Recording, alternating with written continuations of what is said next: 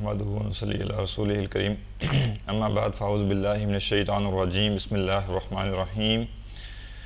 اذا جاء نصر اللہ والفتح ورأیت الناس يدخلون فی دین اللہ افواجا فسبح بحمد ربک واستغفر انہ کان توابا صدق اللہ العظیم رب اشرح لی صدری ویسر لی امری واحلل عقدۃ من لسانی یفقہوا قولی واجعل لی وزیرا من اہلی آمین یا رب العالمین۔ سیرت النبی صلی اللہ علیہ وسلم کا سلسلہ وار جو مطالعہ چل رہا تھا وہ اب بالکل اپنے اختتام کو ہے۔ آگے بڑھنے سے پہلے دو چھوٹی چھوٹی گزارشات ہیں اس پوری کورس سے متعلق۔ ایک تو وقت مختصر تھا کافی اس کورس میں ہمارے پاس، تو اس سے پہلے 2 دفعہ سیرت پڑھانے کی توفیق ملی الحمدللہ، تو تقریباً 50 سے 60 گھنٹے ہوتے ہیں سیرت پڑھانے کے لیے، تو ذرا اچھے طریقے سے کچھ چیزیں پڑھائی جا سکتی ہیں، یعنی تفصیل سے کچھ چیزیں ہو سکتی ہیں، کوئی ڈسکشن ہو سکتی ہے۔ تو ایک تو یہ بڑا پریشانی کا معاملہ رہا کہ کیا بیان کیا جائے کیا نہ بیان کیا جائے، تو وہ پھر سمجھ نہیں آتا کہ ایک چیز شروع کر کے بعد کا لگتا ہے یہ زیادہ تفصیلی ہے، اس کو چھوڑ دیا جائے۔ تو یہ جو سلیکشن کرنا ہے یہ اپنی جگہ ایک مشکل کام ہوتا ہے۔ اس سے زیادہ بڑی جو پریشانی رہی اس پورے کورس میں وہ یہ اس کا آن لائن ہونا تھا۔ تو اس طرح کا تجربہ پہلے نہیں ہوا کہ بالکل جو ہے وہ سامنے لوگ ہوں ہی نہ، اور جو ہے وہ اس طرح سے کلاس چل رہی ہو، تو ظاہر ہے اس کے اپنے کچھ اثرات ہوتے ہیں، بندے کو خود سمجھ نہیں آ رہا ہوتا کہ میں نے کیا سمجھا دیا کیا نہیں سمجھایا، کس بات کو کتنا بیان کرنا تھا اتنا ہی کیا کہ نہیں کیا۔ تو بہرحال یہ ان 2 مشکلات کی وجہ سے یہ کورس بہت اچھا نہیں چل پایا میری طرف سے اس طرح سے جیسے کہ یعنی ہونا چاہیے تھا، یعنی جیسے لائیو کلاسز ہوتی ہیں ہمارے ہاں ریلیٹیولی اس میں تھوڑا سا بہتر ہی معاملہ ہوتا ہے۔ تو بہرحال یہ میری طرف سے معذرت بھی قبول کر لیجیے جن لوگوں نے وقت دیا ہے اس کورس میں، اس کو سننے کے لیے وقت نکالا ہے، تو یقیناً انہوں نے اس چیز کا انہیں احساس ہوا ہوگا کہ بہت اچھے طریقے سے چیزیں نہیں بیان ہو سکی، سلیبس کو اس سے پوری طرح کور نہیں کیا جا سکا، کچھ ہو سکتا ہے اہم چیزیں چھوٹ گئی ہوں، کچھ جو ہیں ہو سکتا ہے ایسی معلومات جو کہ تھوڑی سی سیکنڈری بھی تھی لیکن ان کے اوپر بات ہو گئی ہو۔ تو بہرحال یہ چونکہ کوئی ایسا آرگنائز کورس نہیں ہو سکا یہ کہ بہت زیادہ اس کے اوپر کوئی ورکنگ کر کے اور سلیکشن کی جائے اور چیزیں کم زیادہ کی جائیں اور کوئی جو ہے نا وہ گہرائی سے یا کوئی جو ہے وہ بڑا جامع طریقے سے پڑھایا جا سکے، تو بہرحال ایک مشکل کام تھا۔ اور آن لائن ہونے کی وجہ سے اس کے اندر اور بھی مسائل پیش آئے تھوڑے سے کہ ظاہر سامنے آڈینس جب نہیں ہوتی تو بندے کا جو انداز ہوتا ہے گفتگو کا اس میں فرق آ جاتا ہے، اس کا جو ایک جوش ہوتا ہے یا آپ کہہ لیں کہ جو سامنے لوگ بیٹھے ہوتے ہیں ان سے جب ایک انٹریکٹیو سیشن ہوتا ہے اس کے ذریعے جو باتیں نکھر کے سامنے آتی ہیں وہ بھی اس میں نہیں ہو سکی۔ تو بہرحال رمضان مبارک کا مہینہ تھا اور جو وقت ہمیں میسر تھا اللہ تعالیٰ نے جو توفیق دی اس میں ہم نے کم از کم اس کو اس پہلو سے ہم دیکھ لیں کہ اللہ تعالیٰ نے ہمیں یہ توفیق دی کہ ہم اس کی سب سے جو ہے وہ مخلوقات میں سے سب سے جو محبوب ہستی ہیں ان کی زندگی کا جو ہے وہ کچھ تذکرہ کر لیں۔ تو اگر ہم یہ نہ بھی حاصل کر سکے کہ بہت اچھے طریقے سے کوئی سیرت کا کورس جو ہے اس سے گو تھرو کیا، تو کم از کم اتنا ہی ہمیں فائدہ تو ہو گیا ہوگا کہ کم از کم یہ 40-45 منٹ ہمارے روزانہ جو ہیں وہ اللہ کے نبی صلی اللہ علیہ وسلم کی زندگی کا ذکر کرتے ہوئے، آپ کی زندگی کا ذکر کرتے ہوئے، آپ کے اعمال اور آپ کے جو ہے واقعات جو ہے وہ پڑھتے ہوئے گزرے، تو یہ بھی اپنی جگہ ایک جو ہے وہ اچھا کام تھا، ایک نیکی کا کام تھا۔ بہرحال اب جو ہمارے پاس وقت باقی ہے 2 کلاسز میں اس میں ہم کوشش کریں گے سیرت کو مکمل کریں۔ تو صلح حدیبیہ تک ہم کل بات کر چکے تھے، صلح حدیبیہ کے پس منظر بھی جان چکے تھے، پھر صلح ہوئی، صلح کی جو موٹی موٹی دفعات تھی وہ ہم نے دیکھ لی تھی۔ اس میں جو زیادہ مسلمانوں کے لیے پرابلمیٹک بات تھی وہ یہ تھی کہ مسلمانوں میں سے کوئی شخص بھاگ کے مدینہ سے مکہ آئے تو اس کو واپس نہیں کیا جائے گا، جبکہ مکہ سے کوئی شخص بھاگ کے مدینہ جائے تو اس کو واپس کیا جائے گا۔ تو یہ لگ رہا تھا جیسے یہ عدم توازن ہے، اور میں نے عرض کیا تھا کہ صحابہ کے لیے یہ بات بھی مشکل تھی کہ ایسے صلح کیوں کی جا رہی ہے، اور جبکہ خواب بھی دیکھا ہوا ہے کہ عمرہ کرنا ہے۔ تو خیر خواب کا تو اللہ کے رسول نے بتا دیا کہ بھائی میں نے یہ نہیں کہا تھا کہ اس سال ہم عمرہ کریں گے، یا میں نے یہ خواب نہیں دیکھا تھا کہ ہم اسی سال عمرہ کر رہے ہیں، تو میں نے عمرہ کرنے کا خواب دیکھا تھا اور وہ اپنی جگہ موجود ہے اور حقیقت ہے اور سچ ہے، اور ہم عمرہ کریں گے، اور ایسے ہی ہوا کہ اگلے سال عمرہ کیا بھی گیا۔ تو جہاں تک اس کا تعلق ہے کہ صلح دب کر کیوں کی گئی، تو بس اتنا نبی صلی اللہ علیہ وسلم نے جواب دیا کہ میں اللہ کا رسول ہوں اور میں اللہ کی نافرمانی نہیں کر سکتا، یعنی جو کچھ میں نے کیا یہ اپنی مرضی سے نہیں کیا، اس میں کوئی غلطی نہیں ہے۔ لاجک سمجھانا دین اس کا ذمہ دار نہیں ہے، نعوذ باللہ جو ہے کہ وہ ہر بندے کو جو ہے وہ بتایا جائے، پہلے اسے راضی کیا جائے کہ یہ کام یوں کیا ہے تو اس کی وجہ یہ تھی اور اب آپ مان لیجئے بات۔ تو چونکہ اللہ تعالیٰ بے نیاز ہے، اللہ تعالیٰ کو اس کی کوئی پرواہ نہیں ہے کہ کوئی شخص کا دین قبول کرتا ہے یا نہیں کرتا، یا عمل کرتا ہے یا نہیں کرتا۔ جتنی حد تک حق کو واضح کرنے کے لیے دلائل دیے جانے تھے وہ اللہ تعالیٰ نے قرآن مجید میں دے دیے، اللہ کے نبی صلی اللہ علیہ وسلم نے لوگوں کو دعوت دیتے ہوئے دے دیے۔ جہاں تک وہ دلائل ہوتے ہیں نا جس کا تعلق ایک ایک بات کے ساتھ ہوتا ہے یا ایک ایک معاملے کے لیے بندے کو راضی کرنا ہوتا ہے، دین اس کا کوئی محتاج نہیں ہے، نہ دین اس کا ذمہ دار ہے، لہٰذا ہر چیز کی دلیل نہیں دی جاتی، بلکہ ایک دفعہ شروع میں بتا دیا جاتا ہے کہ دیکھو یہ اللہ کا دین ہے اور اللہ تعالیٰ جو ہے وہ حکیم ہے، اس کے ہر معاملے میں حکمت ہوتی ہے اور اس کی ہر حکمت بندے کی سمجھ میں نہیں آ سکتی، جو وہ چاہتا ہے وہ انسان کو سمجھا دیتا ہے، جس کے بارے میں وہ چاہتا ہے اس حکمت میں پردہ رکھے رکھتا ہے، اور وہ پردہ جو ہے وہ جب بھی وہ چاہتا ہے تب وہ پردہ اس حکمت سے بھی اٹھا دیتا ہے، اور جتنی حکمتوں سے وہ چاہے وہ پردہ اٹھا دے اور جتنی حکمتوں سے چاہے وہ پردہ نہ اٹھائے۔ لہٰذا ہمارا کام کیا ہے؟ ہمارا کام یہ ہے کہ حکمت جانے بغیر، وجہ جانے بغیر، سبب جانے بغیر، لاجک جانے بغیر بس اتنا کنفرم کرنا ضروری ہے، یعنی اپنی عقل استعمال کر کے اپنا علم جو ہے اس کو بروکار لا کر اتنا جاننا ضروری ہے کہ کیا یہ اللہ کا حکم ہے کہ نہیں۔ یہ نہ ہو کہ راہ چلتے ہوئے کہ بندہ آپ کو کہہ دے کہ یہ کرنا ہے اور یہ اللہ کا حکم ہے، اور آپ یہ کہیں کہ ٹھیک ہے بس اللہ کا حکم ہے میں مانوں گا، اب میں اپنی عقل استعمال نہیں کروں گا۔ عقل استعمال کریں اس کام کے لیے کہ کیا یہ اللہ کا حکم ہے کہ نہیں، کوئی بہروپیہ تو نہیں ہے، کوئی دھوکے باز تو نہیں ہے جو اللہ کے نام پہ جو ہے وہ اپنے فائدے نکلوا رہا ہے، جو اللہ کے نام پہ دھوکہ دے رہا ہو۔ اگر یہ کنفرم ہو جائے ایک دفعہ کہ ہاں یہ اللہ کا حکم ہے، اللہ کی کتاب میں، اس کے رسول کی سنت میں یہ حکم موجود ہے اور ایسے ہی ہے جیسے مجھے بتایا گیا، اس کے بعد عمل فوراً سے کرنے کا جذبہ پیدا ہو جانا چاہیے۔ حکمت سمجھ آ جائے تو یہ اضافی چیز ہے، نہ بھی سمجھ آئے تو اتنا بڑا مسئلہ نہیں ہے۔ تو ہمیں صلح حدیبیہ کے واقعے سے یہ بات اچھی طریقے سے سمجھ آتی ہے۔ جہاں تک اس کا تعلق تھا کہ حکمت کیا تھی اس کے اندر، جو ایک شرط میں جو ہے وہ عدم آپ کہہ لیں کہ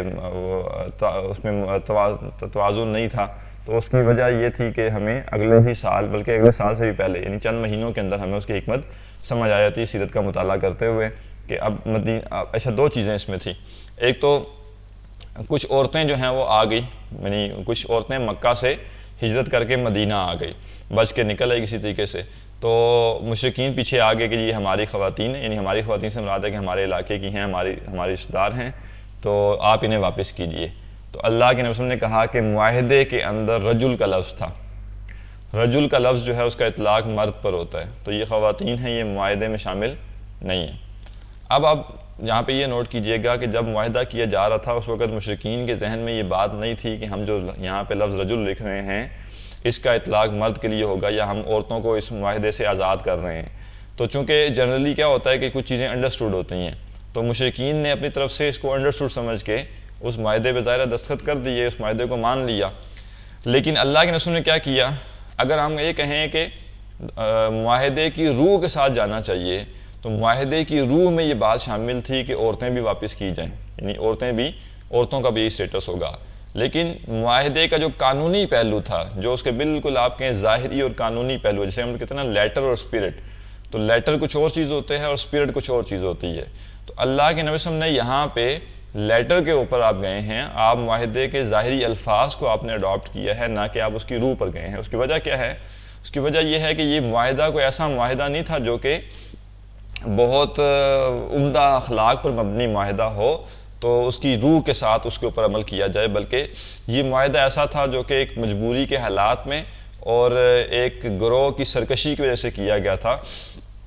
لہٰذا اس معاہدے کو روح کے ساتھ اس پر عمل کرنے کے بجائے الفاظ تک محدود ہو کے عمل کرنا ہی مناسب ہے۔ تو ہمارے ہاں بھی ہوتا کیا ہے کہ بعض ایسے معاملات میں لوگ کہتے ہیں کہ نہیں جی پوری طرح جیسے بندہ یکسوئی اختیار کر لے، تو اس میں کوئی مذائقہ نہیں ہے کہ اگر آپ کا کسی دشمن قوم کے ساتھ کوئی معاہدہ ہو اور آپ اس معاہدے کی روح کے بجائے اس معاہدے کے الفاظ کے اوپر عمل کریں، لیکن الفاظ سے پیچھے ہٹنے کی اسلام نے کوئی گنجائش نہیں دی، دھوکہ دینے کی گنجائش نہیں دی۔ تو جو لٹرل اس کے الفاظ ہیں بس اس کے اوپر آپ رہیں گے، اس سے ایک قدم آگے بڑھنا بھی آپ کے لیے ضروری نہیں ہے، لیکن آپ الفاظ سے پیچھے نہیں جا سکتے۔ اور اگر آپ نے جو معاہدہ کیا ہے کسی کے ساتھ، وہ معاہدہ بہت اچھے اخلاق پر مبنی ہے، انسانیت کے فائدے کے اوپر مبنی ہے، امن کے لیے اور آپ کہہ لیں کہ انسانوں کی فلاح کے لیے اس کے اندر کوئی معاملات ہیں، تو پھر اس کی روح کے ساتھ اس کو اوپر عمل کرنا چاہیے۔ اور اگر وہ معاہدہ اتنا اچھا معاہدہ نہیں ہے، ایک مجبوری کے حالات میں وہ کیا گیا اور سرکش قوم ہے، دشمن قوم ہے، اس کے ساتھ وہ کیا گیا، تو پھر الفاظ تک محدود رہ جانا جو ہے یہ صحیح ہے، اس میں کوئی مسئلہ نہیں ہے۔ تو ایک تو معاملہ یہ ہو گیا خواتین کا۔ اب جہاں تک مردوں کی بات تھی، تو جب مرد بھاگ کے آنا شروع ہوئے تو مشرکین پیچھے آ گئے اور انہیں ساتھ لے جاتے تھے، اور اللہ کے قسم صحابہ کو یہ کہہ رہے ہوتے تھے کہ دیکھو بھئی میں معاہدے کا پابند ہوں، میں جو ہے وہ دھوکہ نہیں دے سکتا۔ یعنی ہو سکتا تھا اللہ کے نبی کوئی اور طریقہ اختیار کر لیتے، انہیں چھپا لیتے مدینہ میں،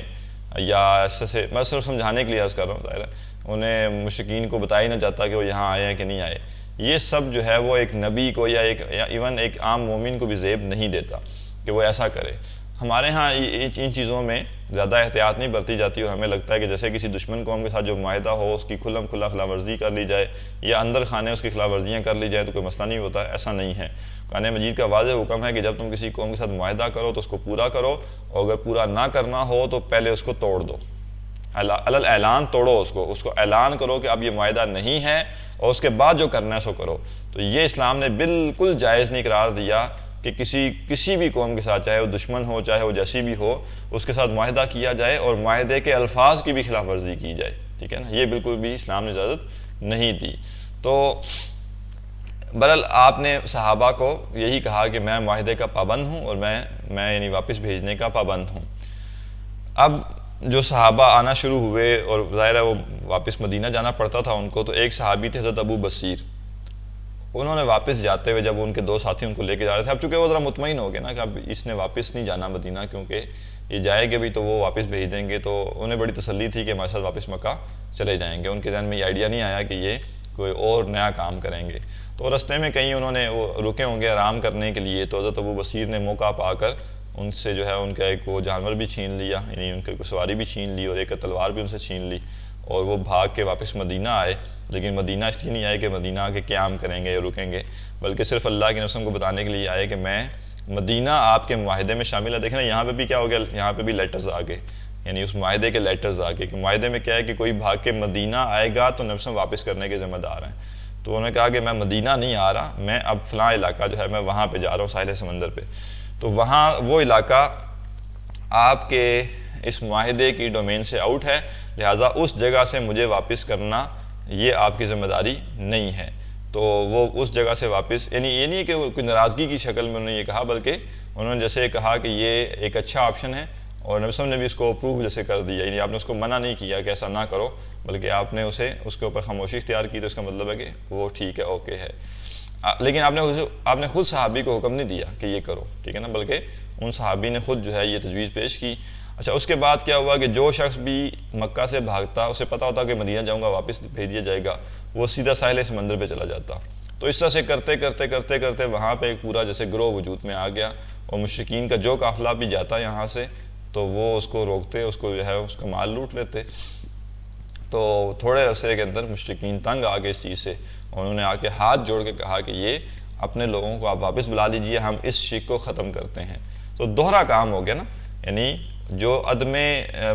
توازن پر مبنی شرک تھی، نہ صرف یہ کہ وہ خود آ کے انہوں نے ختم کی گیا، انہوں نے ایکسیپٹ کیا کہ صحیح نہیں ہے، بلکہ ان کا ٹھیک ٹھاک نقصان بھی ہو گیا اس سے۔ تو یہ ہمیں نہیں پتہ ہوتا کہ اللہ کے کسی کام میں کیا حکمت ہے، بس اس کو قبول کر لینا چاہیے، اور حکمت جو ہے وہ کبھی وہ ایسا بھی ہوتا ہے کہ وہ سمجھ آ بھی جاتی ہے، اور کبھی ایسا ہوتا ہے کہ سمجھ نہیں آتی۔ اور اس کے بعد جو ایک اہم قدم ہوا یا ایک اہم معاملہ ہوا وہ یہ تھا کہ 3 لوگ تھے جو کہ ایمان لائے ہجرت سے پہلے، اور یہ سے کہتے ہیں نا کہ آخری گروہ تھا جو جس نے ہجرت کی ہے مدینہ کی طرف۔ تو صلح حدیبیہ کے بعد 7 ہجری کے شروع میں بالکل حضرت عمرو بن عاص جو کہ ہجرت حبشہ جب ہوئی تھی تو یہ مسلمانوں کو واپس لانے کے لیے مشرکین کی طرف سے نمائندہ بن کر گئے تھے، یہ آئے، انہوں نے اسلام قبول کیا۔ خالد بن ولید رضی اللہ عنہ، انہوں نے بھی 7 ہجری میں اسلام قبول کیا تھا، اور عثمان بن طلحہ رضی اللہ عنہ، یہ بھی 7 ہجری میں انہوں نے مدینہ آ کر اسلام قبول کیا۔ تو جب یہ تینوں لوگ آئے، انہوں نے اسلام قبول کیا، تو نبی صلی اللہ علیہ وسلم نے فرمایا کہ مکہ والوں نے یا مکہ نے اپنے جگر گوشے جو تھے انہیں ہمارے حوالے کر دیا، یعنی ابھی ان کے اندر جو مزید خیر پر مبنی لوگ تھے وہ بھی ہمارے پاس آ گئے ہیں، یعنی مشرکین اب اور کمزور ہوتے چلے جا رہے ہیں۔ صلح حدیبیہ کے بعد حالات بالکل بدل گئے تھے، مکہ کی طرف سے جب امن ہو گیا، اور یوں آپ کہہ لیں کہ جو غزوہ احزاب تھا اس کے مختلف ماسٹر مائنڈ تھے نا، یا اس کے آپ کہیں مختلف اس کے جو ہے وہ سٹیک ہولڈرز تھے، تو ایک مشرکین تھے، ایک بنو غطفان تھے، ایک یہود تھے۔ تو چونکہ مشرکین کے ساتھ تو پیچھے بھی جنگیں ہوتی آئی ہیں، 3 بڑی جنگیں ان کے ساتھ لڑی جا چکی ہیں، تو اللہ کے رسول نے جیسے ہم اس کو اگر یوں سمجھیں حکمت کے پوائنٹ آف ویو سے، تو آپ نے یہ مناسب سمجھا کہ ان 3-4 گروہوں کو جو مل کر آئے تھے احزاب میں، اور ظاہر ہے یہ دوبارہ بھی کبھی اکٹھے ہو سکتے تھے، اگرچہ چانسز بہت کم تھے چونکہ انہیں جو شکست ہوئی تھی احزاب میں تو انہیں پتہ چل گیا تھا کہ یہ عام معاملہ نہیں ہے، یعنی عام حالات سے ہم نہیں ہارے بلکہ اللہ تعالیٰ نے غیر معمولی حالات پیدا کر دیے تھے جو ہماری پلاننگ میں نہیں تھا۔ لیکن پھر بھی امکان ہوتا ہے کہ دشمن پھر بھی کبھی جمع ہو جائے اور بیوقوفی کر بیٹھے اور پھر لڑنے کے لیے تیار ہو جائے، تو لہٰذا آپ نے مناسب یہ سمجھا کہ جو مختلف گروہ تھے احزاب میں، خندق میں، ان کو ایک ایک کر کے ڈیل کیا جائے۔ تو آپ نے مشرکین مکہ کے ساتھ جب صلح کا معاہدہ کر لیا تو ایک فریق کو آپ نے جیسے کہ انیکٹیو کر دیا کہ اب وہ آپ کے خلاف کچھ نہیں کر سکتا، تو آپ نے سب سے پہلے پھر اسی کو ترجیح دی کہ اب جو یہود تھے، جو ماسٹر مائنڈ تھے اصل میں اس کے غزوہ احزاب کے، ان کو جو ہے وہ ان سے نپٹا جائے، اور تھوڑا سا ابھی اب آگے جا کے دیکھتے ہیں کہ غزوہ خیبر پیش آیا۔ لیکن اس سے پہلے کیا ہوا کہ چونکہ جو بڑا ڈر لگا ہوتا تھا یا بڑا خطرہ ہوتا تھا وہ مشرکین مکہ سے تھا کہ جتنے بدترین قسم کے وہ دشمن تھے اتنا شاید بدترین شاید اور کوئی دشمن نہ ہو، اگرچہ یہود بھی تھے لیکن یہود چونکہ زیادہ تر وہ سازشیں کرتے تھے، وہ کھل کے سامنے آ کے لڑنا ان کے لیے آسان نہیں تھا، اور کبھی بھی وہ یہ کوشش نہیں کرتے تھے کہ اکیلے آ کے وہ جنگ کر کے لڑیں، لہٰذا ان کے معاملے میں ذرا معاملہ ڈیفرنٹ تھا، یعنی وہ حالات ان کے کنٹرول میں تھے۔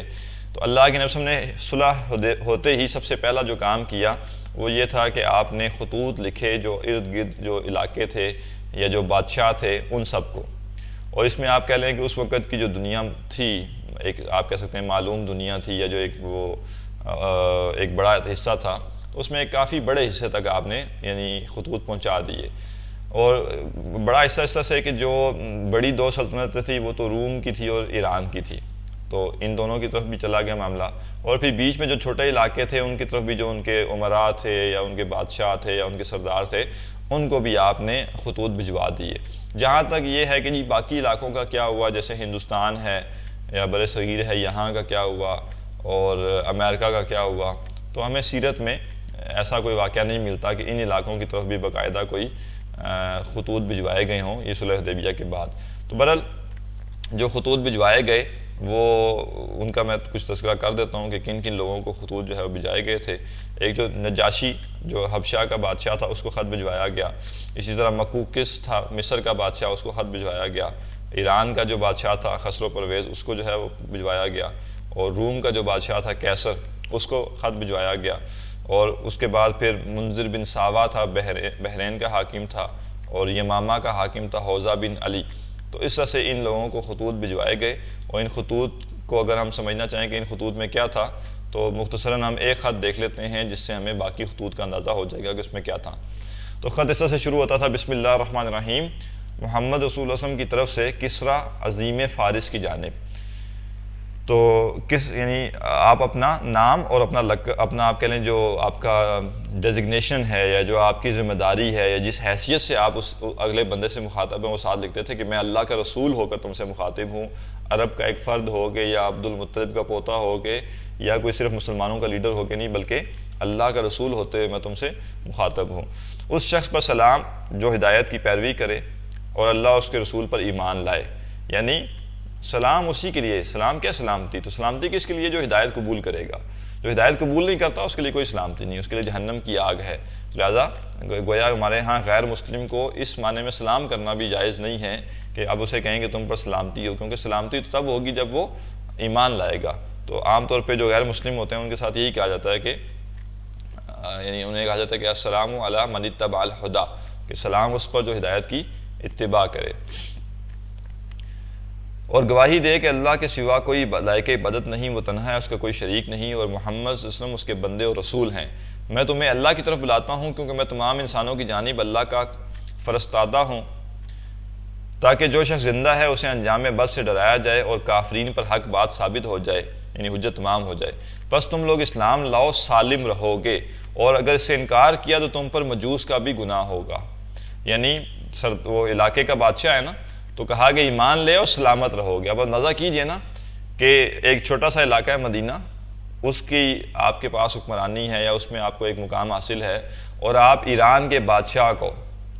جو کہ بڑی طاقت والے لوگ تھے ان کو آپ خط لکھ کے کہہ رہے ہیں کہ ایمان لاؤ گے تو سلامت رہو گے، ایمان نہیں لاؤ گے تو یہ بادشاہتیں تمہاری چلی جائیں گی، اور اگر کفر کرو گے تو صرف تمہارے اوپر تمہارے کفر کا وبال نہیں ہے بلکہ جو پوری سلطنت ہے اس کے کفر کا وبال تم پر آئے گا۔ آج کوئی ہے مسلمانوں کا لیڈر جو اس طرح سے جو ہے وہ دنیا کو ایمان کی دعوت دے سکے؟ ٹھیک ہے، ہم یہ نہیں کہتے کہ بالکل ویسے ہی دینا ہے، لیکن اللہ کے قسم نے تو جیسے پوری دنیا تک اسلام پہنچانا تھا، لیکن کیا جو آج ایک فرد کے اوپر اسلام کی تبلیغ جو ہے وہ اس کی اوپر فرض ہے، تو کیا جو مسلمانوں کے حکمران ہیں ان کے اوپر نہیں ہے؟ اور حکمرانوں کے اوپر یہ تو نہیں ہے کہ وہ گلی محلے میں جا کے دعوت دیں گے، وہ تو قوموں کو دعوت دیں گے، وہ تو مختلف ملکوں کو دعوت دیں گے۔ تو آج جو ہے وہ ایک لفظ کہنا اسلام کے بارے میں لوگوں کے لیے شاید انہیں وہ نہیں صحیح لگتا، اور آج پھر لوگ امن کی باتیں کرتے ہیں اور کہتے ہیں کہ ایسے نہیں کرنا چاہیے، ویسے نہیں کرنا چاہیے۔ تو یہ دین ایسا نہیں ہے۔ تو اللہ کے قسم نے پورے جو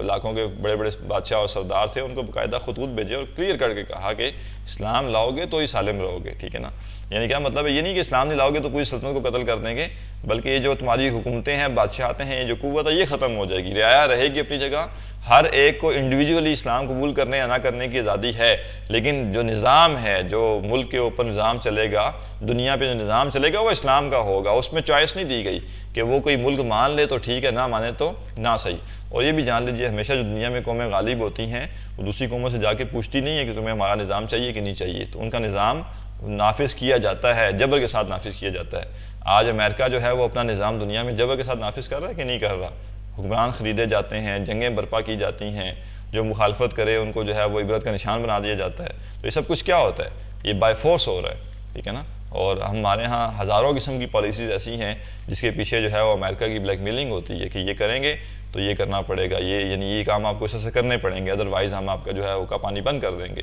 تو اس پہ اتنا پریشان نہ ہوا کریں۔ ہم نے سیرت میں کوشش کی ہے اس بات کو ذرا مد نظر رکھیں کہ آج دنیا میں جو اسلام کے ساتھ معاملات کیے جا رہے ہیں کہ اس کو بہت جو ہے وہ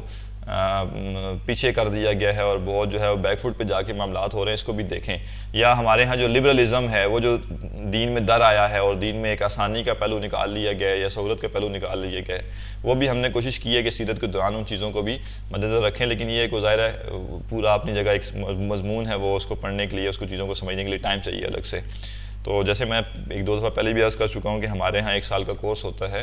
ہر سال، تو اس میں چیزیں تفصیل سے پڑھائی جاتی ہیں اکثر، اگرچہ سب چیزیں تو اس میں بھی پڑھائی نہیں جا سکتی، لیکن ریلیٹیولی چونکہ 600-700 گھنٹے ہوتے ہیں پورے سال میں پڑھنے کے لیے، تو مختلف مضامین کے ذریعے دین کا ایک بنیادی فہم اچھے طریقے سے سمجھا دیا جاتا ہے۔ تو جو لوگ بھی آپ میں سے اس کورس سے نہ گزرے ہوں یا اس طرح کا کورس انہوں نے نہ کیا ہو، تو وہ رمضان کے بعد جو ہی ہمارا وہ کورس شروع ہو تو اسے وہ جوائن کر لیں اور وہ اپنا یہ جو علمی سفر ہے اس کو شروع کر سکتے ہیں اور ایک مضبوط بنیادوں کے ساتھ جو ہے وہ دین سمجھ سکتے ہیں۔ تو اس کے بعد پھر اور واقعات پیش آئے، یعنی اور بادشاہوں کو آپ نے خطوط لکھے اور ہر بادشاہ کی طرف سے ایک سمجھ لیں کہ ایک الگ طرح کا جو ہے وہ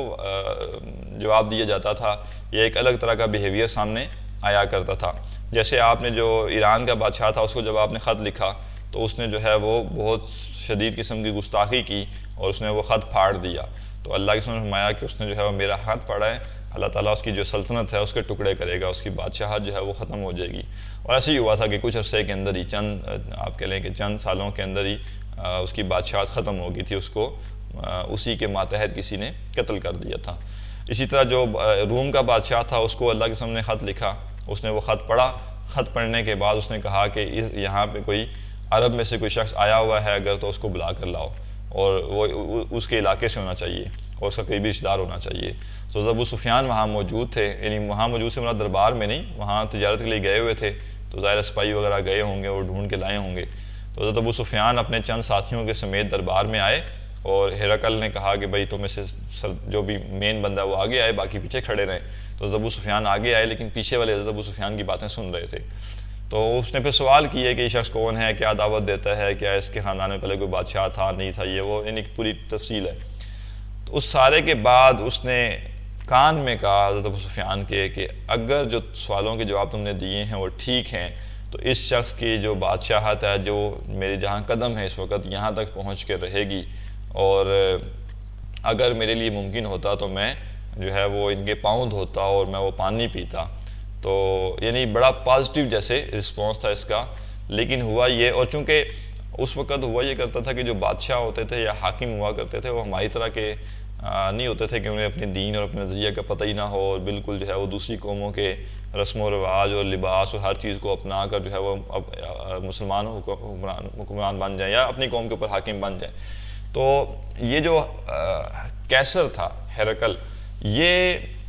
ایک عالم تھا، یعنی عیسائی تھا، اور عیسائیوں میں جیسے بلند مرتبے پر تھا علمی لحاظ سے، تو اس کو چونکہ نشانیاں معلوم تھی نا اللہ کی قسم کی، تو اس نے جو سوال و جواب کیے تھے وہ بڑے اہم تھے، اس میں کوئی سوال لاجیکلی بھی بڑے اہم تھے کہ بھئی اگر تو اس کے خاندان میں پہلے کوئی بادشاہ رہا ہے تو پھر ہم سمجھ سکتے ہیں کہ یہ اپنے خاندان کی وہ عظمت واپس لانے کی کوشش کر رہا ہے، اور اسی طرح جو ہے اس کو فالور کون ہے، تو کہا کہ یہ ایسے ہی ہوا کرتا ہے کہ جو اس طرح کے لوگ ہوتے ہیں ان کے فالور اسی طرح کے ہوتے ہیں۔ تو انہیں آپ کہیں کہ پورا وہ چیزوں کو اسی طرح سے اس نے سمجھایا کہ یہ سارے جو سوال ہیں اس کے نتیجے میں بات یہ سمجھ آتی ہے کہ یہ واقعتاً یہ نبی ہیں۔ لیکن ظاہر ہے کہ بادشاہت تھی، ایسا تو نہیں ہوتا کہ بادشاہ کہے کہ ٹھیک ہے بھئی مجھے بات سمجھ آ گئی ہے تو میں اسلام قبول کر لیتا ہوں، اور میں اسلام قبول کروں گا تو کوئی مسئلہ نہیں ہوگا، سارے کے سارے لوگ جو ہیں وہ اسلام قبول کر لیں گے، تو بہرحال ایسا نہیں ہوا کرتا۔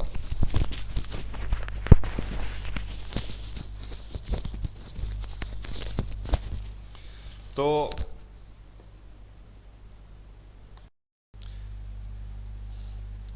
بعد میں پھر یہ شخص ایمان نہیں لایا، قریب تھا کہ ایمان لے آتا، لیکن اس نے جب اپنے درباریوں کے تیور دیکھے کہ وہ تو ماننے کے لیے تیار نہیں ہیں، اور اگر میں اسلام قبول کرتا ہوں تو ہو سکتا ہے میری بادشاہت جائے، تو اس نے اپنی بادشاہت کے اوپر جو ہے وہ ترجیح دی، اپنی بادشاہت کو اسلام کے اوپر ترجیح دی اور اسلام قبول نہیں کیا، یعنی حق کی بات قبول نہیں کی۔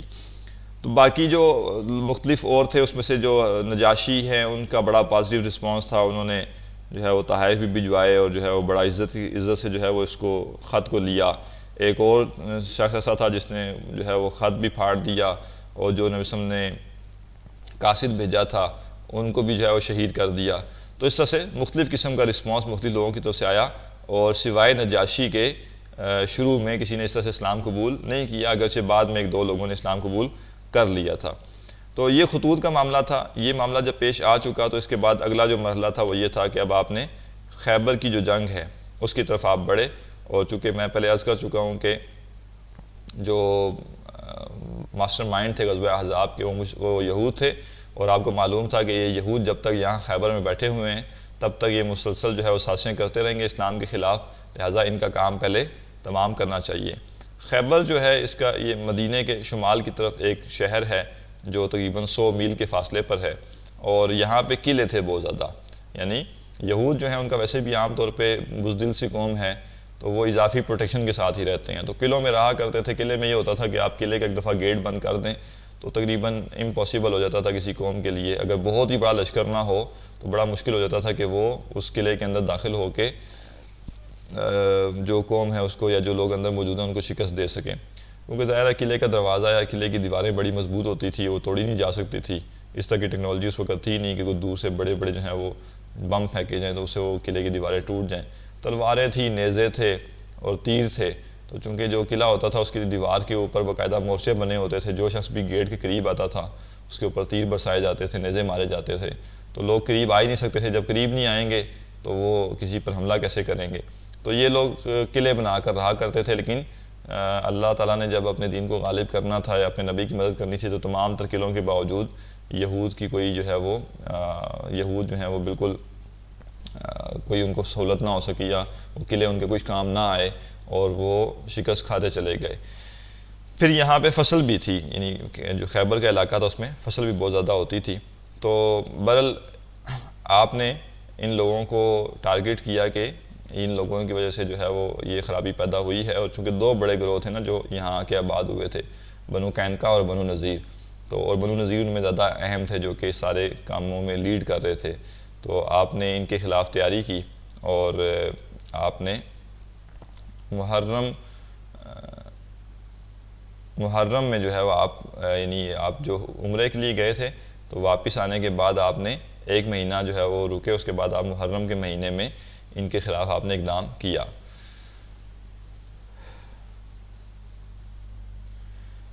منافقین اس جنگ میں مسلمانوں کے ساتھ نہیں گئے، انہیں ڈر تھا کہ یہ یہود جو ہیں وہ پتہ نہیں ہمارے ساتھ کیا کریں گے، لہذا بہتری یہ ہے کہ نہ جائیں،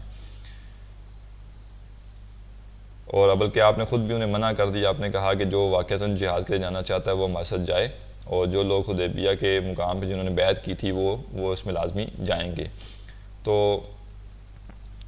یوں مسلمان تیار ہوئے اور مسلمانوں نے تیاری کر کے خیبر کی طرف روانگی کی۔ اب یہاں مسلمانوں کی تعداد کافی زیادہ تھی، چونکہ 1400 تو وہ لوگ تھے جو کہ بیت رضوان میں شامل تھے۔ ظاہر ہے جب جہاد کے لیے جا رہے ہیں تو اور لوگ بھی شامل ہو گئے۔ عمرہ تو ایک ایسی چیز تھی جو بہرحال آپشنل تھی نا، اگر کوئی مصروف تھا تو نہیں جا سکتا تھا، لیکن یہ جو قتال کا معاملہ تھا غزوہ خیبر کا، اگرچہ اس لحاظ سے تو یہ بھی آپشنل تھا لیکن ایک بڑا معاملہ تھا نا، یعنی عمرہ تو کوئی بعد میں بھی کر سکتا ہے لیکن جہاد تو اگر کسی قوم کے ساتھ ابھی جنگ کرنی ہے تو وہ بعد میں تو نہیں ہو سکتی، لہذا مسلمان جو تھے وہ زیادہ تعداد میں تھے اور مضبوط تھے۔ یہود کو بھی بڑی منافقین کی طرف سے خبریں بھی دی گئی کہ یہ تمہارے پیچھے آ رہے ہیں اور تیاری کر لو، ڈٹ جانا، اور ہم تمہیں سامان بھی دیں گے، تمہارا ساتھ بھی دیں گے، لیکن اینڈ پہ کوئی جو ہے مدد منافقین کی طرف سے نہیں ہو سکی۔ بہرحال نبی صلی اللہ علیہ وسلم نے روانگی اختیار کی، آپ وہاں پہنچے اور وہاں پہنچنے کے بعد آپ نے اس کو گھیر لیا، ان کے جو قلعے تھے ان کو، اور پھر تھوڑا سی تفصیلات زیادہ ہیں خیبر کی، چونکہ ان کے کوئی کم از کم بھی 5 قلعے تھے، تو ایک قلعے کو احاطہ کیا گیا کہ اس کو گھیرا گیا اور جو ہے کچھ وقت جو ہے وہ اس کا محاصرہ کیا گیا، تو وہ لوگ وہاں سے بھاگ کے دوسرے قلعے میں چلے گئے، پھر دوسرے قلعے کا کیا گیا، تو یوں ایک ایک کر کے قلعے جو تھے ان کو فتح کیا گیا اور بالآخر سارے جو قلعے تھے وہ فتح ہو گئے۔ آخر میں جب یہود کو پتہ چل گیا کہ اب جو ہے وہ ہمارے بچاؤ کا کوئی رستہ نہیں ہے، تو انہوں نے اللہ کے نظم کے سامنے خود ہی جسے کہتے ہیں نا ہتھیار ڈال دیے، خود ہی جو ہے اپنے آپ کو حوالے کر دیا، اور اس معاہدے کے اوپر کہ آپ جو خیبر کا علاقہ ہے اس علاقے کو بجائے ہم سے لینے کے اب ہمارے پاس رہنے دیجئے، پہلے ہم اس کے مالک تھے، اب ہم اس کے مالک نہیں ہیں، اب ہم یہاں پہ ملازم ہیں۔ یہ حالت ان کی ہو گئی جنگ ہارنے کے بعد، کہ انہوں نے کہا کہ ہمیں اپنے گھروں میں اپنے بیوی بچوں میں رہنے دیجئے، ہم اب اس علاقے کے مالک نہیں ہیں، اب مالک آپ ہیں اس کے، لیکن بجائے اس کے کہ ہم یہاں سے ٹھوکریں کھائیں کہیں اور جائیں، تو ہم نے چونکہ یہاں پہ جو ہے وہ زراعت کا نظام بھی چلا لیا ہے، رہنے کا نظام بھی پورا بنا لیا ہوا ہے، تو ہم آپ کو آدھی پیداوار دیں گے، یعنی جو بھی اس علاقے کی پیداوار ہوگی اس کا آدھا حصہ اسلامی ریاست کو چلا جائے گا، تو ہمیں آپ اب ملازمین کی حیثیت سے یہاں پہ رہنے دیجئے۔ اور نبی صلی اللہ علیہ وسلم نے اس معاملے کو ان کے تسلیم کر لیا اور اسی کے اوپر معاہدہ کر کے آپ وہاں سے واپس آئے۔ تو یوں مسلمانوں کو بڑی فتح حاصل ہوئی اس جنگ میں، غزوہ خیبر میں، بہت بڑی تعداد میں مال غنیمت بھی ہاتھ آیا، اور جو علاقہ تھا وہ پورا مسلمانوں کا ہو گیا، اور پھر نصف پیداوار اس کی جو تھی وہ مسلمانوں کو آنی شروع ہو گئی۔ اس کے بعد وہ صحابہ جو کہ ہجرت حبشہ کے موقع پر گئے تھے حبشہ میں، وہ بھی آنا شروع ہو گئے، وہ بھی مدینہ پہنچ گئے، اور کچھ صحابہ اور تھے جو ایمان لائے تھے، جس میں زیادہ مشہور صحابی جو ہیں وہ حضرت ابو ہریرہ ہیں، حضرت ابو موسیٰ اشعری ہیں، تو اس طرح کے کچھ صحابہ جو ہیں یہ بھی ایمان لائے تھے۔ تو یعنی یہ ظاہر ایسا کہ چھوٹے واقعات ہیں، ایک چھوٹا واقعہ، چھوٹے سے مراد اب اس کو ظاہر اس معنی میں نہیں چھوٹا کریں، یعنی سیرت میں اس کو ذرا کم ہائی لائٹ کیا جاتا ہے۔ تو صفیہ رضی اللہ عنہا جو ہیں ان سے نبی صلی اللہ علیہ وسلم کی شادی بھی ہوئی، یہ واقعہ بھی اسی دوران جو ہے وہ پیش آیا اس غزوہ کے بعد۔ ایک چھوٹا سا واقعہ اور تھا لیکن وہ اس لحاظ سے اہم واقعہ ہے کہ اللہ کے نبی کی وفات تک اس واقعے کا لنک ایک جڑتا ہے۔ وہ یہ ہے کہ فتح جب ہو چکی خیبر کی اور مسلمان بالکل مطمئن ہو چکے کہ سب معاملات اب سٹیبل ہو گئے ہیں، تو ایک عورت تھی، اس نے ایک بکری جو ہے اس کا بھنا ہوا ایک پیس جو ہے، دستے کا گوشت جو ہے، نبی صلی اللہ علیہ وسلم کو بڑا پسند تھا، وہ آپ کو جو ہے وہ تحفتاً پیش کیا کھانے کے لیے، اور اس میں زہر ملایا ہوا تھا۔ تو دسترخوان پہ جب اسے رکھا گیا، نبی صلی اللہ علیہ وسلم بھی بیٹھے ہوئے تھے، آپ کے ساتھ ایک صحابی اور بھی تھے یا اور لوگ بھی ہوں گے، تو ابھی آپ نے ایک نوالا لے کر اس میں سے اسے دانتوں میں چبایا ہی تھا، اپنے منہ میں رکھا تھا، تو آپ نے فوراً سے اسے نکال دیا اور آپ نے کہا کہ کوئی بھی اسے نہ کھائے، اس میں زہر ہے۔ لیکن اتنی دیر تک جو 7 صحابی بیٹھے ہوئے تھے وہ ایک نوالا نگل چکے تھے، یعنی وہ ایک نوالا کھا چکے تھے۔ تو آپ نے فوراً سے کہہ دیا کہ اس کے اندر زہر ہے، اور ہوا یہ کہ وہ صحابی جنہوں نے وہ نگل لیا تھا تو ان کی وفات ہو گئی، یعنی وہ زہر کا اثر ہوا، ان کی وفات ہو گئی۔ اللہ کے نبی صلی اللہ علیہ وسلم کے اوپر بھی اس کا اثر ہوا اس زہر کا، لیکن چونکہ آپ نے صرف ابھی چبایا تھا اس کو، لہٰذا وہ اثر زیادہ نہیں تھا۔ لیکن جب آپ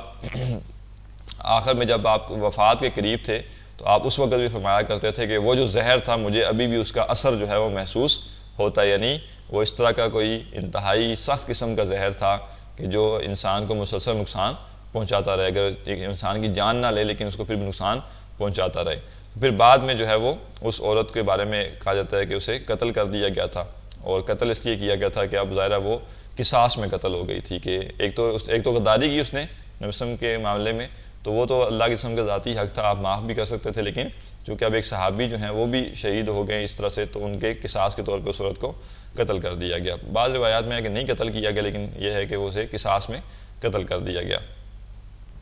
تو خیبر کی جنگ میں مسلمان جو تھے وہ کل 16 مسلمان جو ہیں وہ شہید ہوئے تھے، اور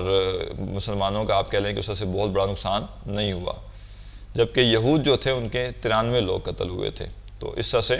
بہت بڑا نقصان یہود کا، یہ انسانی نقصان بھی ہوا، جانی نقصان بھی، اور علاقہ بھی ان کے ہاتھ سے نکل گیا، اور جو وہاں پہ وہ حاکم تھے یا وہاں کے وہ رہنے والے تھے اس سے وہ تبدیل ہو کر وہاں کے ملازمین بن گئے۔ اس کے بعد اور مختلف واقعات پیش آتے رہے۔ پھر ایک اور غزوہ پیش آیا جسے غزوہ ذات الرقاع کہا جاتا ہے۔ اس کے بعد بھی چھوٹے چھوٹے غزوات اور سریات پیش آتے رہے، جن کی تفصیل میں جاننے کا اس وقت موقع نہیں ہے۔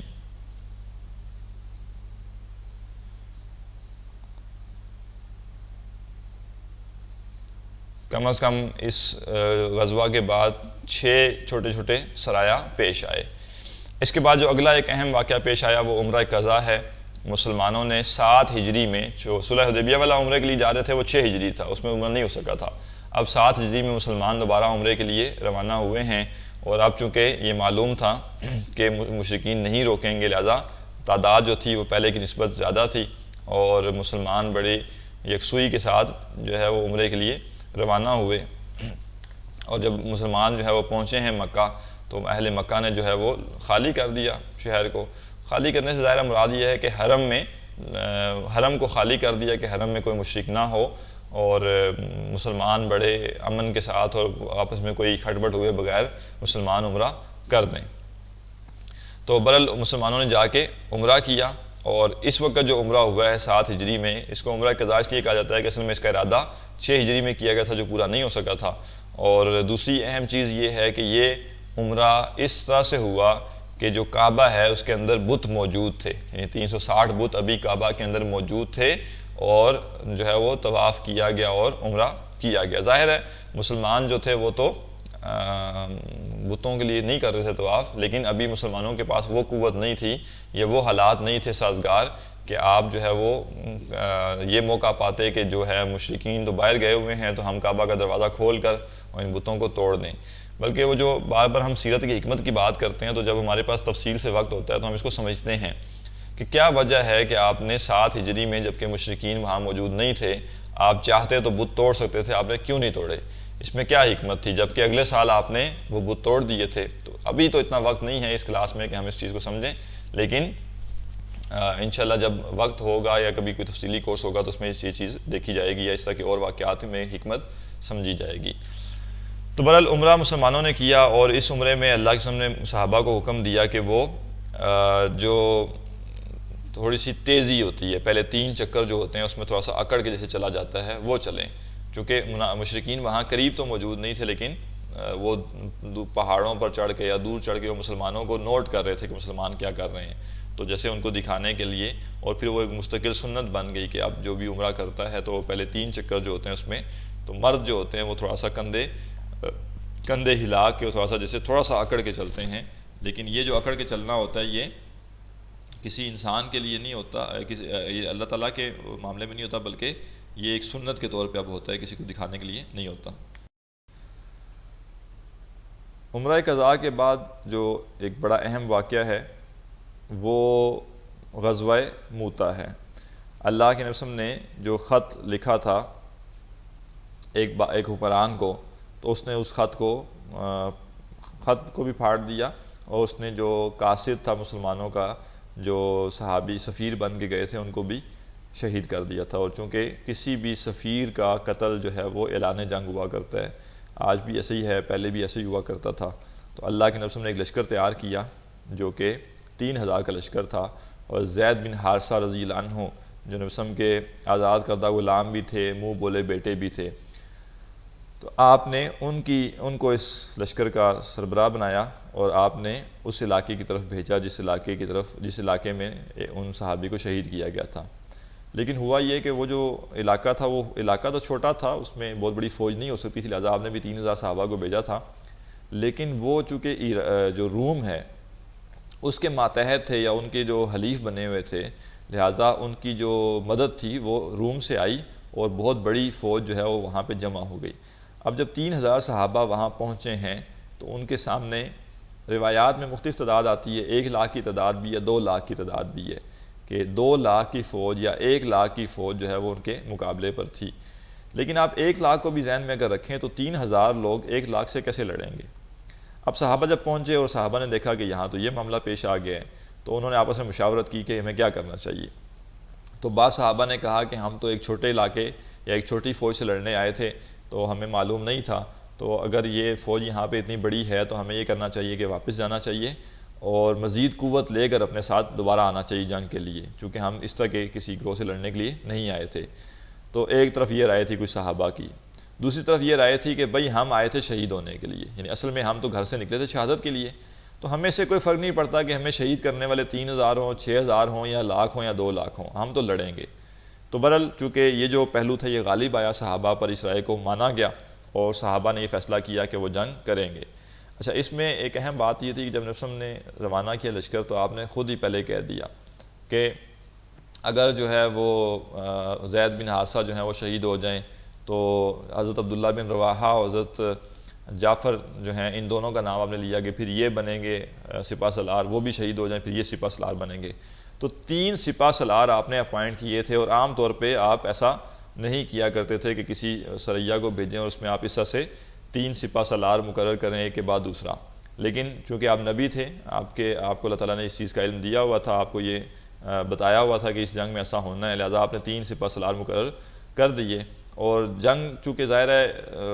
کوئی ایسی جنگ تو تھی نہیں جو کہ کبھی تاریخ میں اس طرح سے جنگ ہوئی ہو کہ 3000 لوگ 1 لاکھ سے ٹکرا جائیں، تو اس کا نتیجہ کیا ہونا تھا کہ جیسی جنگ شروع ہوئی تو مسلمان جو ہیں ان کا نقصان ہونا شروع ہو گیا، اور حضرت زید بن حارثہ شہید ہوئے، پھر حضرت عبداللہ بن رواحہ، حضرت جعفر، یہ دونوں شہید ہوئے۔ اب مسلمانوں کا سپہ سالار اپوائنٹڈ کوئی بھی نہیں تھا کہ کون ہو۔ حضرت خالد بن ولید جو ابھی ایمان لائے تھے ریسنٹلی، وہ اس غزوہ میں موجود تھے، تو انہوں نے جیسے خود سے پھر لشکر کی کمان سنبھالی ہے، اور پھر انہوں نے وہ لڑائی کی کہ وہ کہتے ہیں کہ اس دن جو ہے وہ میرے ہاتھ سے 9 تلواریں ٹوٹی ہیں۔ تو اب اندازہ کیجئے کہ اگر 9 تلواریں ٹوٹ گئی لڑتے لڑتے تو انہوں نے بندے کتنے قتل کیے ہوں گے۔ تو برحال مسلمان بڑی جوان مردی سے لڑے، حضرت خالد بن ولید نے خاص طریقہ کار اختیار کر کے ٹھیک ٹھاک لشکر کا نقصان بھی کیا ان کا دشمن کا، یعنی ان کے اندر داخل ہو کر لڑ کے ٹھیک ٹھاک ان کے بندے قتل کر کے ایک خاص طریقے سے اس لشکر کو واپس نکال بھی لے آئے، یعنی وہ جنگ میں سے لشکر کے اندر داخل ہو کر ان کا نقصان کر کے لشکر کو واپس نکالا اور واپس لے کر پیچھے چلے گئے۔ تو ہوا یہ کہ جو دشمن تھا اس کو یہ لگا کہ اصل میں ان کی چال تھی، انہوں نے شروع میں ہمیں کم لوگ دکھائے اور کم لوگ دکھانے کے بعد تھوڑا سا اپنا نقصان کرایا تاکہ ہم مطمئن ہو جائیں کہ اتنے ہی ہیں، اس کے بعد یہ لوگ اب پیچھے جا رہے ہیں اور پیچھے انہوں نے کوئی بڑا لشکر کھڑا کیا ہوا ہے، تو یہ چاہتے ہیں کہ یہ ہمیں تھوڑا سا پیچھے لے جائیں اپنے علاقے کی طرف، اور وہاں جو بڑا لشکر کھڑا ہوا ہے یہ ہمیں اسے لڑوا دیں۔ تو اس خوف سے انہیں لگا کہ مسلمانوں کی کوئی چال ہے، انہوں نے مسلمانوں کی جو ہے وہ پیچھے ہی نہیں کیا، ورنہ اگر 3000 کا لشکر بھاگنا چاہے اور پیچھے 1 لاکھ کا لشکر ہو تو 3000 میں سے ایک بندہ بھی شاید بھاگ کے نہیں جا سکتا۔ تو لیکن اللہ تعالیٰ نے ان کے دلوں میں یہ بات ڈال دی کہ مسلمانوں نے پیچھے دوسرا لشکر کھڑا کیا ہوا ہے، اور مسلمان جو ہیں وہ ان کی ایک چال ہے یا ان کی ایک تدبیر ہے یہ، لہٰذا وہ خود ہی پیچھے کھڑے رہے اور مسلمانوں کا پیچھا انہوں نے نہیں کیا۔ تو یوں خالد بن ولید جو ہیں وہ صحابہ کو محفوظ طریقے سے بچا کر واپس مدینہ لے آئے، اور اسی جنگ میں جو ہے پھر نبی صلی اللہ علیہ وسلم نے مدینہ میں ہوتے ہوئے خبر دی صحابہ کو، جب جنگ ہو رہی تھی کہ جھنڈا حضرت زید بن حارثہ کے ہاتھ میں تھا، وہ شہید ہو گئے، پھر عبداللہ بن رواحہ شہید ہو گئے، حضرت جعفر شہید ہو گئے، تو پھر آپ نے فرمایا کہ پھر جھنڈا جو ہے وہ اللہ کی تلواروں میں سے ایک تلوار نے، سیف من سیوف اللہ نے تھام لیا، تو وہاں سے نبی صلی اللہ علیہ وسلم نے حضرت خالد بن ولید کو سیف من سیوف اللہ کا لقب دیا تھا۔ اس کے بعد سب سے اہم واقعہ جو بڑا واقعہ پیش آیا وہ غزوہ فتح مکہ ہے۔ اس کا پس منظر یہ ہے کہ جو صلح ہوئی تھی، صلح کی ایک شق یہ بھی تھی کہ جو قبیلہ مسلمانوں کا حلیف بننا چاہے وہ مسلمانوں کا حلیف بن جائے، جو یہود کا حلیف بننا، جو مشرکین کا حلیف بننا چاہے وہ مشرکین کا حلیف بن جائے، لیکن یہ چیز بھی مد نظر رہے گی کہ جو بھی جس کا ساتھی بنے گا اس کا تعلق اس گروہ کے ساتھ ہوگا معاہدے کے اعتبار سے. اگر وہ قبیلہ معاہدے کی خلاف ورزی کرے گا تو وہ اس طرف سے خلاف ورزی سمجھی جائے گی. مثلا مسلمانوں کا ایک قبیلہ ہے، مسلمانوں کے ساتھ ایک قبیلہ ایک حلیف بن گیا، مسلمان نہیں ہے وہ لیکن مسلمانوں کے ساتھ شامل ہو گئے. اگر وہ بدعہدی کریں گے تو ان کی بدعہدی مسلمانوں کی بدعہدی سمجھی جائے گی. اور اگر مشرکین مکہ کے ساتھ جو قبیلہ جڑا ہے اگر وہ بدعہدی کریں گے تو وہ بدعہدی بھی مشرکین مکہ کی بدعہدی ہوگی. اور ہوا بھی ایسا ہی کہ ایک قبیلے نے یہ جو دو قبائل تھے، ایک قبیلہ مسلمانوں کے ساتھ ہو گیا تھا، ایک مشرکین کے ساتھ، ان دونوں کی آپس میں پرانی دشمنی چلی آ رہی تھی. اور یہ دشمنی کا نتیجہ تھا کہ ایک مسلمانوں کے ساتھ جڑ گیا اور ایک مشرکین کے ساتھ جڑ گیا.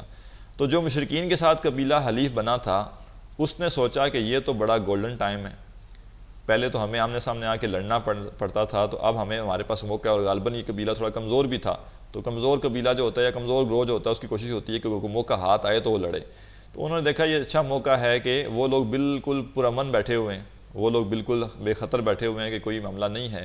تو اگر ہم اچانک جا کر ان پر حملہ کر دیں تو ہم ٹھیک ٹھاک ان کا صفایا کر سکتے ہیں. اور ایسے ہی انہوں نے کیا. اور نہ صرف یہ کہ انہوں نے کیا بلکہ مشرکین مکہ نے ان کی بیک ڈور سے مدد بھی کی کہ ٹھیک ہے تم کرو، نقصان پہنچاؤ ان کا اور ہم یہ کریں گے. انہیں یہ تھا کہ ہم بعد میں کہہ دیں گے تو ہمارا حلیف قبیلہ تھا اس نے کیا یا ہم تو اس میں شامل نہیں تھے، لیکن ظاہر معاہدہ تو ٹوٹ جائے گا. تو برحال ایسے ہی ہوا کہ انہوں نے مسلمانوں کے حلیف قبیلے کے اوپر حملہ کر دیا جو مشرکین کا حلیف قبیلہ تھا، اور ان کا ٹھیک ٹھاک جانی اور مالی نقصان کیا. تو اب وہ جو قبیلہ تھا وہ دہائیاں دیتے ہوئے آ گیا نبی کے پاس کہ جی ہمارا تو یہ نقصان ہو گیا، یہ ہو گیا، وہ ہو گیا. تو آپ نے انہیں کہا کہ ٹھیک ہے ہم تمہاری مدد کریں گے، تمہارے ساتھ ہم معاملہ کریں گے، لیکن بتایا نہیں کہ ہوگا کیا. تو عملاً صلح ٹوٹ چکی تھی، اور صلح ٹوٹنے کا نتیجہ کیا تھا کہ اب آپ ذمہ دار نہیں تھے کہ 10 سال تک جو جنگ بندی کا معاہدہ ہے وہ ہو یا آپ جنگ نہ کریں. حضرت ابو سفیان رضی اللہ عنہ کو فوراً احساس ہو گیا کہ ہم سے غلطی ہوگی بہت بڑی، ہم اس پوزیشن میں نہیں ہیں کہ صلح توڑیں اور صلح توڑنے کے بعد ہم جنگ جو ہے وہ اس کو برداشت کر سکیں. کیونکہ جیسے پہلے عرض کر دیا گیا کہ اللہ کے رسول نے فرما دیا تھا کہ غزوہ احزاب کے بعد اب مشرکین تم پر حملہ نہیں کریں گے، ان کے پاس وہ قوت بھی باقی نہیں رہی تھی. اور اس کے بعد صلح حدیبیہ جو ہوئی وہ بھی اس لیے ہوئی کہ مشرکین نے مسلمانوں کو ایک گروہ تسلیم کر لیا تھا اور مشرکین نہیں چاہتے تھے کہ ہم ان کے ساتھ لڑائی کریں. تو لہٰذا حضرت ابو سفیان کو جو ابھی تک مسلمان نہیں ہوئے تھے ان کو یہ پورا یقین تھا کہ اب یہ اگر جنگ ہوئی تو ہمارا بڑا نقصان ہوگا. لہٰذا وہ مکہ سے مدینہ گئے ہیں اور مدینہ جا کر انہوں نے کوشش کی کہ یہ جو صلح ہے اس کی تجدید ہو جائے. اور اس کام کے لیے وہ کبھی ایک صحابی کے پاس جاتے، کبھی دوسرے صحابی کے پاس جاتے، لیکن کسی نے بھی انہیں پازیٹیو رسپانس نہیں دیا. بلکہ وہ ہر صحابی سے جا کے یہ کہتے کہ وہ نبی صلی اللہ علیہ وسلم کے سامنے سفارش کریں کہ ان کی صلح جو ہے وہ دوبارہ قبول کر لی جائے. بلکہ صلح کیا واپس دوبارہ سے اس کی تجدید ہونی تھی، یا جو معاہدہ تھا اس کی کیا تجدید ہونی تھی. یہ آئے ہیں مکہ سے تو سب سے پہلے یہ گئے اپنی بیٹی کے گھر. تو ان کی جو بیٹی تھی وہ اللہ کے رسول کی زوجہ محترمہ تھی، تو حضرت ام حبیبہ. تو یہ جب ان کے گھر گئے اور بیٹھنے لگے تو انہوں نے کہا ابا جان ایک منٹ رکیے، اور جو بستر تھا نبی صلی اللہ علیہ وسلم کا انہوں نے اس کو طے کر دیا. تو حضرت ابو سفیان نے پوچھا کہ بیٹی یہ بستر میرے قابل نہیں تھا یا میں اس بستر کے قابل نہیں تھا؟ تو انہوں نے کہا آپ اس بستر کے قابل نہیں تھے، یہ اللہ کے نبی کا بستر ہے اور آپ مشرک ہیں اور مشرک نجس ہوتا ہے، تو آپ اس بستر پر نہیں بیٹھ سکتے تھے. تو اب جب اپنی بیٹی نے اس طرح کا جواب دیا تو ممکن ہی نہیں تھا کہ اس کے بعد وہ کہتے کہ اچھا میں تو صلح کی تجدید کے لیے آیا ہوں، اور آپ جو ہے وہ ظاہر ہے چونکہ قریبی رشتہ تھا نا کہ آپ کے شوہر ہیں نبی صلی اللہ علیہ وسلم، تو آپ ان سے گزارش کریں کہ وہ اس صلح کی تجدید کر دیں. وہ کہے بغیر ہی وہاں سے چلے گئے. حضرت عمر کے پاس گئے، حضرت ابوبکر کے پاس گئے، حضرت علی کے پاس گئے، لیکن کہیں سے بھی کوئی تسلی بخش جواب نہیں ملا. اور آخر میں انہیں یہ مشورہ دیا گیا کہ ٹھیک ہے ادھر کھڑے ہو کے آپ اعلان کر دیں کہ میری طرف سے جو ہے صلح کی تجدید ہے، تو اگر رسم کرنا چاہیں تو وہ بھی کر لیں صلح کی تجدید، ادروائز تو صلح ٹوٹ چکی ہوئی ہے. اور یہ کہہ کر واپس چلے گئے مکہ. تو لوگوں نے پوچھا کہ کیا کر کے آیا؟ تو انہوں نے کہا یہ کر کے آیا. تو انہوں نے کہا تم بیوقوف ہو بڑے، ٹھیک ہے، یعنی یہ کوئی کرنے والا کام تھا جو تم نے کیا کہ یک طرفہ کھڑے ہو کے اعلان کر دیا. تو اعلان کرنے سے کیا ہوا کہ ان کی جو کمزوری تھی جو کہ 2-4 لوگوں کے گھروں تک محدود تھی، یعنی جن سے مل کر آئے تھے وہ، تو ان تک محدود تھی، وہ علل اعلان ہو گئی کہ دیکھو مشرکین کا سردار آ کے مکہ میں اتنا عاجز آ چکا ہے، اتنا کمزور ہو چکا ہے کہ گلی میں کھڑے ہو کے کہہ رہا ہے کہ جی ہماری طرف سے صلح کی تجدید ہے، آپ لوگ بھی کرنا چاہیں تو کر لیں. تو یہ گویا کہ مزید ذلت کا معاملہ تھا مشرکین مکہ کے لیے. برحال اس کا نتیجہ یہ ہوا کہ اللہ کے نبی نے صحابہ کرام رضی اللہ عنہم کو کہا کہ جنگ کی وہ تیاری کریں. اور یہ پہلا غزوہ ایسا تھا جس کے بارے میں کہا گیا کہ کوئی بھی معمولی سے معمولی خبر بھی مدینہ سے آؤٹ نہیں ہونی چاہیے. انتہائی قسم کی آپ کہہ لیں کہ جو سینسٹیوٹی تھی وہ وہاں پہ پائی گئی، اور بالکل جیسے کہا جاتا ہے نا کہ کوئی بات یہاں سے باہر نہیں جانی چاہیے، وہ نہیں جا رہی تھی۔ اور اللہ کے نبی صلی اللہ علیہ وسلم نے شو بھی نہیں کیا کہ آپ کیا چاہتے ہیں، آپ کدھر کا ارادہ آپ کرتے ہیں، تو بلکہ یعنی آپ یوں کہہ لیں کہ ایک خاص طریقہ کار سوائے تبوک کے آپ کبھی بھی بتایا نہیں کرتے تھے کہ ہم کدھر کا ارادہ رکھتے ہیں جنگ کرنے کا، لیکن حالات سے لوگوں کو کچھ اندازہ ہو بھی جاتا ہے کہ چونکہ ابھی صلح ٹوٹی ہے تو زیادہ امکان یہ ہے کہ مکہ پہ حملہ ہوگا۔ اب انتہائی سیفٹی کے ساتھ، انتہائی جو ہے سیکریسی کے ساتھ جب یہ معاملہ چل رہا تھا تو ایک صحابی تھے حضرت حاتب بن ابی بلتہ، یہ جو ہے وہ اصحاب بدر میں سے تھے اور یہ مہاجرین میں سے تھے۔ تو انہوں نے ایک خط لکھا، اس خط میں مشرکین کو یہ کہا کہ اللہ کے نبی تم پر حملہ کرنا چاہتے ہیں تو تم اپنی تیاری کر لو، اور وہ خط ایک عورت کو دیا جو مکہ جا رہی تھی، اور اس سے بھی کہا بڑا جیسے یہ سیکرٹ قسم کا خط ہے، بڑا حساس خط ہے، تو اس کو کسی ایسی جگہ چھپاؤ جہاں پہ کوئی شخص یہ خط نکال نہ سکے، برآمد نہ کر سکے، اور اس عورت کو دے کے روانہ کر دیا۔ اللہ کے نبی کو بذریعہ وحی بتا دیا گیا کہ فلاں عورت جو ہے اس کے پاس خط ہے، تو آپ نے حضرت علی کو، ان کے ساتھ ایک دو صحابہ کو بھیجا اور کہا کہ فلاں علاقے میں فلاں جگہ پہ تمہیں اس حلیے کی عورت ملے گی، اس کے پاس ایک خط ہے جو وہ مکہ والوں کو دینا چاہتی ہے، تو وہ خط اس سے ہر حال میں لے کر آؤ۔ تو جب وہ گئے تو اس سے کہا کہ بھئی پکڑ لیا اسے اس جگہ پہ جا کے جس جگہ نے خبر دی تھی، تو اس نے کہا میرے پاس کوئی خط نہیں ہے، تو پھر اسے دھمکی دی کہ بھئی نبی صلی اللہ علیہ وسلم کی خبر تو جھوٹی ہو نہیں سکتی، اس میں تو کوئی امکان نہیں ہے، تو تم شرافت سے خود دے دو خط، ادروائز پھر ہم جیسے کہتے ہیں نا پوری تلاشی لے کے تمہیں جس طرح سے بھی ہمیں مناسب لگا ہم پھر خط تو نکالیں گے۔ تو خیر اس نے پھر جب دیکھا کہ یہ معاملہ زیادہ خراب ہو سکتا ہے تو اس نے وہ بالوں کے اندر جو ہے جوڑے کے اندر وہ خط چھپایا ہوا تھا، وہاں سے وہ نکالا، تو اس خط کے اندر مشرکین کو اطلاع کی خبر موجود تھی۔ اچھا وہ عورت کو تو نہیں پتا تھا خط میں کیا ہے کیا نہیں ہے، تو یہ نہیں ہے کہ وہ عورت جا کے اطلاع دے سکتی تھی، بلکہ وہ خط جو تھا وہ اگر پہنچ جاتا تو وہ بڑا مسئلہ پیدا کر سکتا تھا۔ تو جب واپس آئے تو نبی صلی اللہ علیہ وسلم نے بتایا کہ یہ مطلب ظاہر پتہ چل گیا کہ حاتب بن ابی بلتہ نے یہ کام کیا ہے، تو حضرت عمر نے تو کہا کہ مجھے تو اجازت دیجیے کہ میں اس شخص کو قتل کر دوں، لیکن آپ نے فرمایا کہ نہیں، یہ جو ہے وہ اصحاب بدر میں سے ہیں اور اللہ تعالیٰ نے ان کی اگلے پچھلے گناہ ان کے معاف کر دیے ہیں، تو ایسا نہ کرو۔ اور ظاہر ہے یعنی جرم بہت بڑا تھا، لیکن چونکہ ان کے پاس ایک بہت بڑی فضیلت بھی تھی ان کے پاس کہ وہ اصحاب بدر میں سے تھے، لہذا اللہ تعالیٰ نے وہ معاف کر دیا۔ اگر کوئی اور صحابی ہوتے جو یعنی بعد میں ایمان لائے تھے تو یقیناً اس کو ایک غداری یا خیانت سمجھی جاتی۔ حاتب بن ابی بلتہ نے کہا کہ اللہ کے نبی مجھے آپ یہ نہ سمجھیے گا کہ میں کافر ہو گیا ہوں یا میں منافق ہو گیا ہوں، ایسا بالکل بھی نہیں ہے، میں ابھی بھی جو ہے وہ صادق الایمان ہوں۔ وجہ صرف کیا ہوئی خط لکھنے کی، یہ میں نے غلطی کیوں کر دی؟ وجہ یہ ہے کہ مکہ میں میرے بیوی بچے موجود ہیں اور میرا وہاں پہ کوئی حفاظت کرنے والا نہیں ہے، تو میں نے چاہا کہ میں مشرکین کے اوپر ایک احسان کر دوں تاکہ اس احسان کے بدلے وہ میرے بیوی بچوں کو محفوظ رہنے دیں۔ تو مجھے یہ ڈر تھا کہ آپ چڑھائی کریں گے اور جنگ ہوگی تو اس جنگ کے نتیجے میں جو ہے مشرک یہ کریں گے کہ مکہ میں جن مسلمانوں کے فیملیز موجود ہیں وہ بدلے میں ان کو قتل کر دیں گے، تو میں نے اپنی فیملی کی پروٹیکشن کے لیے یہ کام کیا تھا۔ تو اس سے بھی ہمیں پتہ چلتا ہے کہ جو مال ہے اور اولاد ہے یہ بعض اوقات انسان کے لیے اس طرح سے آزمائش بن جاتے ہیں کہ انسان ان کی بھلائی کے لیے اللہ کا کوئی حکم بھی توڑ سکتا ہے، تو قرآن مجید نے بڑا آگاہ کیا بار بار اس معاملے پہ کہ ایسا نہیں ہونا چاہیے۔ بہرحال یہ انتہائی خفیہ اور رازداری کے ساتھ تیاری کی گئی جنگ کی، اور پھر جنگ کی تمام تر تیاری کرنے کے بعد نبی صلی اللہ علیہ وسلم نے جو ہے وہ مکہ کی طرف روانگی اختیار کی۔ اب چونکہ جو فتح مکہ کے واقعات ہیں تھوڑے سے تفصیلی ہیں، انشاءاللہ وہ پھر ہم اگلے لیکچر میں ان کو ڈسکس کریں گے اور کوشش کریں گے کہ اگلی نشست میں ہم اس کو مکمل کر سکیں۔ اگر ممکن مکمل نہ ہوئی تو پھر ہم کوشش کریں گے کہ ایک نشست اور اضافہ کریں، ویسے ہم نے 27 دنوں کا کہا تھا، تو پھر یہ 28 دنوں میں انشاءاللہ یہ سیرت کا معاملہ مکمل ہو جائے گا۔ سبحانک اللہم و بحمدک، نشہد ان لا الہ الا انت، نستغفرک و نتوب الیک۔